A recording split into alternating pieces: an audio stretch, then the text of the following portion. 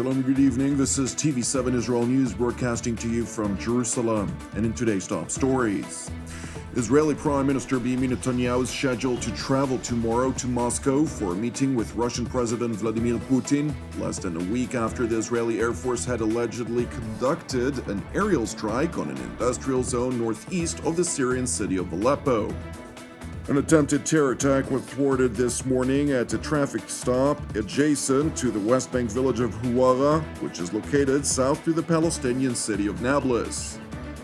The U.S. State Department representative for Iran, Brian Hook, stressed in a press briefing that U.S. sanctions on Iran have had the intended result to restrict Tehran's cash flow, which consequently constrained its ability to operate freely across the Middle East. Israeli Prime Minister Benjamin Netanyahu is scheduled to travel tomorrow to Moscow for a meeting with Russian President Vladimir Putin. The Prime Minister's office did not elaborate in its statement on the intended topics of discussion. That said, the high-level meeting comes less than a week after the Israeli Air Force had allegedly conducted an aerial strike on an industrial zone northeast of the Syrian city of Aleppo. While the bombardment reportedly destroyed warehouses belonging to the Iranian Revolutionary Guards Corps, a fact that keeps in line with Israel's declared efforts to thwart Tehran's aspirations of entrenching itself militarily in Syria, Russian defense officials have on several occasions demanded that Israel ends its arbitrary airstrikes on targets in its war-torn neighbor, dubbing those actions as provocative. While a source familiar with the details of the Prime Minister's trip insisted that the meeting with the Russian president would focus on security-related issues, Netanyahu's political rivals accuse him of scheduling the trip just several days before the upcoming parliamentary elections in Israel as part of his political campaign. A close associate of Prime Minister Netanyahu's chief rival, Blue and White Chairman Benny Gantz, claimed that Netanyahu aimed to acquire yet another photo opportunity with Russian President Vladimir Putin less than a week before the April 9th elections.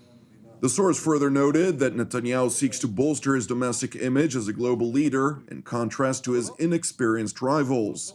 It is important to note that as opposed to previous years, opinion polls indicate a neck-to-neck rivalry between Netanyahu's ruling Likud party and Gantz's blue and white faction.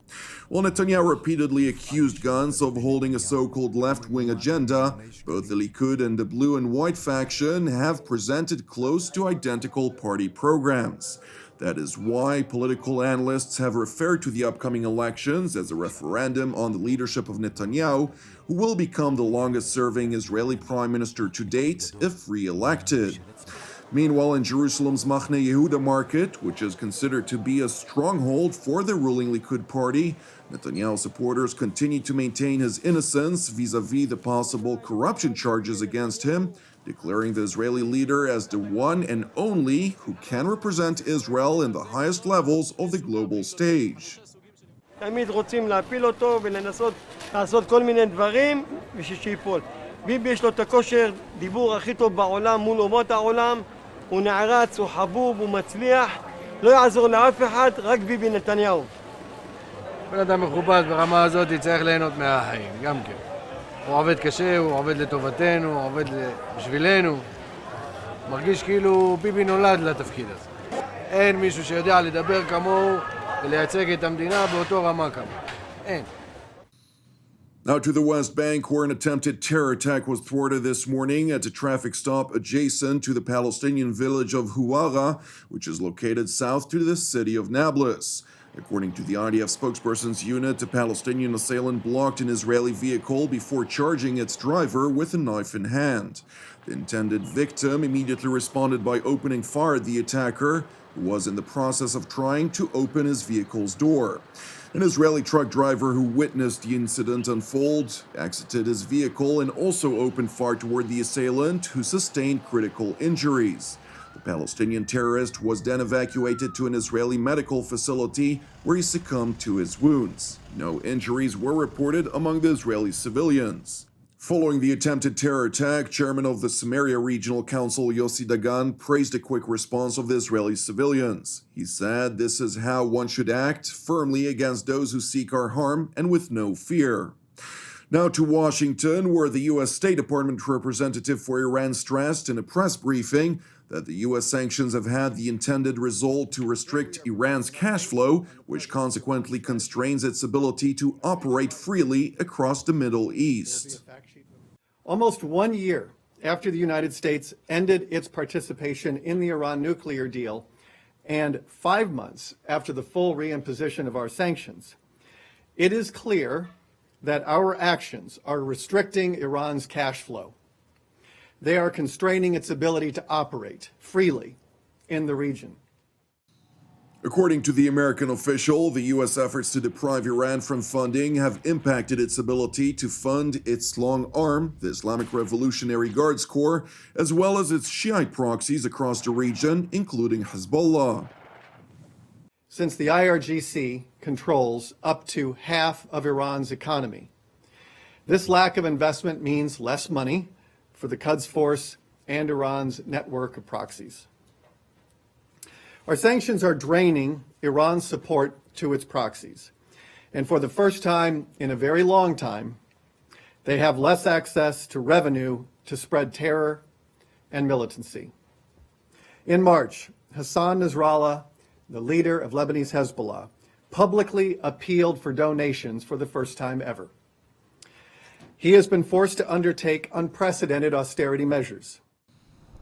With regard to waivers that were granted to 8 countries on oil purchases from Iran, Brian Hook revealed that 3 of those countries had already managed to bring their Iranian imports to zero. In November, we granted 8 waivers, oil waivers, to avoid a spike in the price of oil. I can confirm today that 3 of those importers are now at zero. That brings us to a total of 23 importers that once were purchasers of Iranian crude that are now at zero. With oil prices actually lower than they were when we announced our sanctions and global oil and global production stable, we are on the fast track to zeroing out all purchases of Iranian crude. The U.S. envoy also took the time to respond to a question about the deadly floods that struck at least 26 out of Iran's 31 provinces, emphasizing that the Ayatollah regime's focus on its expansionist foreign policy over the management of water irrigation and emergency preparedness have led to these dire consequences.